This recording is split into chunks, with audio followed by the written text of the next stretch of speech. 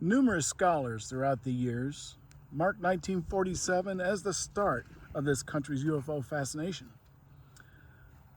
However, for Paul and Evelyn Trent, along with the town of Sheridan, Oregon, it began in 1950, right here in these very skies.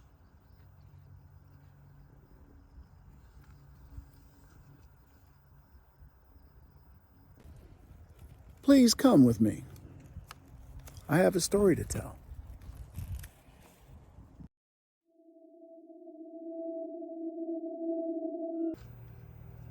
They were just two black and white photos taken with a simple Kodak camera by a Yamhill County farmer approximately 73 years ago.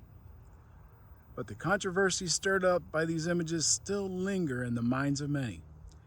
Did the pictures that Paul Trent snapped the evening of May 11, 1950 really show a flying saucer? Or were the photos fakes, simply a bid by Trent and his wife to jump on board the runway wagon of UFO mania that gripped the United States in the late 40s and early 50s? The McMinnville photos weren't the first reports of UFOs, but they are considered by many who study the topic to be the best photographic evidence of flying saucers. And even skeptics see them as the best fake photos of flying saucers ever found.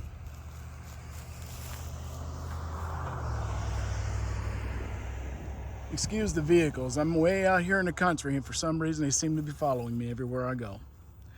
The UFO craze in the U.S. is generally thought to have started 3 years earlier in June 1947, when a Boise salesman flying a small plane near Mount Rainier, Washington, reported seeing 9 shiny objects flying at a high speed near his craft.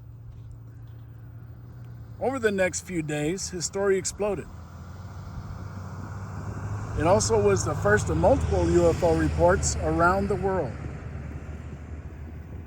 Then in July of that year, an Air Force colonel announced that the 509th Bomb Group out of Whiteman Air Force Base, Missouri, had captured a flying saucer. His superiors immediately denied the report, but it fed the UFO mania. And for the next several years, those sightings and stories led to a cascade of sightings, UFO investigations, science fiction books and movies, and a constant stream of claims and rebuttals that still go on to this very day. Then came the Trents and their photos.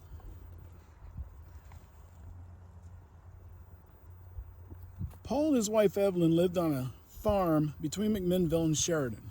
We are just on the outskirts of that now. On the evening of May 11th, Evelyn Trent had been walking back toward their home after feeding some rabbits when she looked up and saw a flying metallic disc moving in her direction. She told her husband, and he took 2 photos of the object, which they said then quickly flew away at a very, very high rate of speed, unlike anything they've ever seen in their lives. Paul apparently didn't think too much of it, because he didn't get the black and white film developed till a few days later when he had used up the roll. It wasn't until he told a friend about the sighting and showed him the photos that the incident was widely reported. The photos soon appeared on the front page of the Telephone Register, which was the local paper. Before long, the national media was on to this big story. The Trents became celebrities for a time and were flown to New York to appear on national television. They loaned the photo negatives to the International News Service, which circulated them worldwide. Eventually, the photos appeared in Life magazine, which was the nation's largest circulation magazine at that time. Paul and Evelyn never received any money for the photos, and the negatives weren't returned to them for decades, supposedly having been misplaced by INS or Life magazine. Meanwhile, researcher after researcher has looked at the photos and declared them authentic or fake. For the most part, authentic. In 1997, the Trents were interviewed by Brian Denson of the Oregonian for a 50th anniversary story. He and Jim Long, another reporter for the Oregonian, were doing on UFO craze. Evelyn Trent told Denson of seeing a magnificent disc hurtling toward the house, handing the camera to her husband, who then took those photos. By then, they were living in a McMinnville apartment and were interviewed together. It was clear that while she was willing to still talk about the sighting, he'd had enough. The following is from Denson's and long story. After you took the pictures of it coming in and then going back out, the wind that came down had no motor, no smoke, no nothing. Just the wind. That's all there was, Evelyn confided to the visitor. No motor or sound to it at all. Paul groaned and stiffened in his recliner. I told you to forget about all that, he said. I know you did, Evelyn said. You told me to forget about it. Quietly, she added, we've been bugged so much. Both Paul and Evelyn Trent have since passed away, but they have never changed their story about the sighting. To add a bit to that, you must remember something about the date. Long time ago, people, simplistic people of the earth, people of the country, not looking to make a name for themselves or make a bunch of money or anything. They lived simple farmers' lives.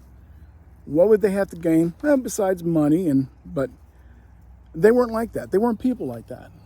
And for the types of photos that were taken, if you take a good look at them, I'm going to post them here again. I'm going to put them on this again.